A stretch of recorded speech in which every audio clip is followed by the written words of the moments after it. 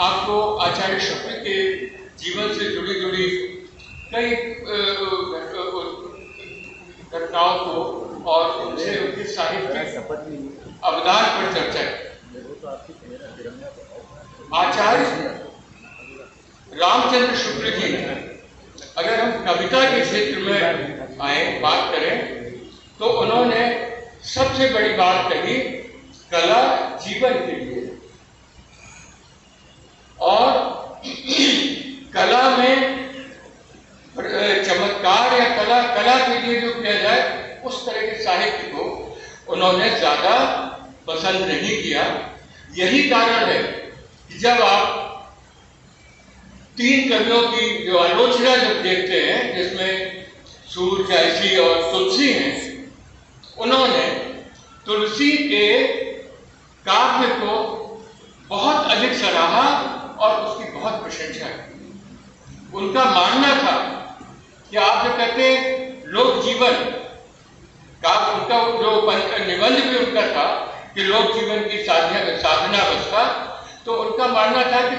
सबसे श्रेष्ठ रचना उसको मानते हैं जिसमें समाज की संपूर्णता प्रतिबिंबित हो, लोक जीवन में समाज के हर वर्ग का बिंब हमारे बीच में उपस्थित हो सके, उसको उन्होंने श्रेष्ठ साहित्य। तुलसीदास जी के रामचरितमानस को और उनके महाकाव्य को उन्होंने इसीलिए कहा कि उनका जो तुलसीदास ने जो नायक अपने महाकाव्य का जो चयन किए भगवान श्री राम, वो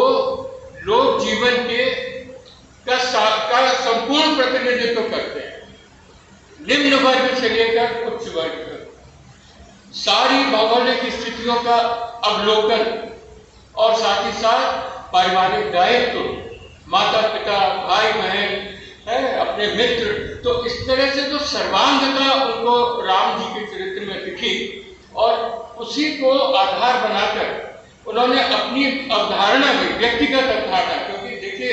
कला जीवन के लिए भी है, कला के लिए भी है, तो उन्होंने जो कहा कि कला अगर जीवन के लिए होती है तो बहुत फलदायी है।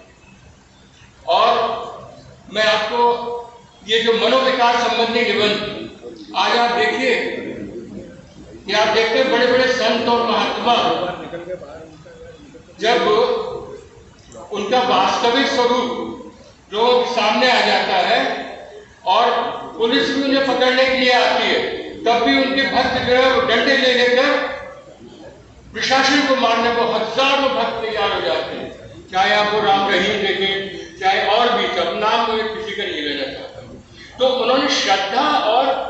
भक्ति को इतना बारीकी से डिफाइन किया कि किसी के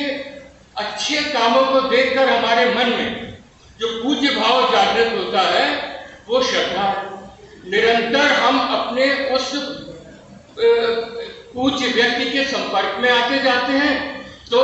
वो श्रद्धा का भाव प्रगाढ़ होता जाता है, और श्रद्धा के भाव की प्रगाढ़ता ही भक्ति में परिवर्तित हो जाती है। तो भक्ति जिस दिन हो जाती है उसमें हम अपने श्रद्धेय का, अपने उस नायक की एक भी खराबी, एक भी दुर्गुण नहीं सुनना चाहते हैं, और इसीलिए कहा जाता है कि भक्त जो है तो श्रद्धा भक्ति, इसी तरह से लज्जा और ग्लानि। अगर आप मैथिली शरण गुप्त पढ़ें तो उसमें जब केकई अपनी ग्लानि निकालती है, यानी अगर किसी अपने दुराचरण को या अपने विपरीत आचरण को छिपाने में तो हमें लज्जा अनुभव होती है, हम समाज से कटना चाहते हैं, अपने प्रिय व्यक्ति के सामने आने से शर्माते हैं, पर यदि आपके अंदर ग्लानि का भाव जागृत हो जाता है तो आप सार्वजनिक रूप से अपने अपराध को स्वीकार करते हैं। जब मैथिली शरण गुप्त के साकेत में जब वो वहाँ चित्रकूट में जो सभा हो रही है और उसमें जो वो केकई अपनी ग्लानि उत्पन्न करती है कि युग युग तक चलती रहे असीम कहानी, रघुकुल में बीती एक भागन रानी, ये जन्म जन्म में कहे जीविए मेरा, धिक्कार उसे था महास्वार्थ ने किया, ये ग्लानि। तो इस तरह से साहित्य के माध्यम से मनोभावों की इतनी सूक्ष्मता को एक रुचिकर रूप में प्रस्तुत कर देने का कार्य आचार्य शुक्ल ने किया। और एक बार छोटी सी बात, अब शुक्ल जी के आप यहाँ पर कालजयी फंक्शन बना रहे हैं गोंडा में, क्योंकि वहां बस्ती से पास में ही अगोना गांव में है, तो वहां एक बहुत बड़ा कल एक साहित्यिक यात्रा निकल रही है वहां गोंडा से। वो मगहर के बाद में तुलसी की जन्मभूमि जो है वो वहां के लोग मानते हैं कि ये जो है सूकर के और बीच में अगोना गांव पड़ता है जहाँ शुक्ल जी पैदा हुए। तो वहां पर ये लंबी यात्रा साहित्यकार निकाल रहे हैं, सुबह से निकलेंगे और रात्रि को वो आएंगे। बीच में अगोना में वहां वो साहित्य में लोक मंगल पर चर्चा होगी और बीच में मगहर में कबीर की राम और वहां पर सूकर खेत में तुलसी के राम। इस तरह से एक बड़ा नया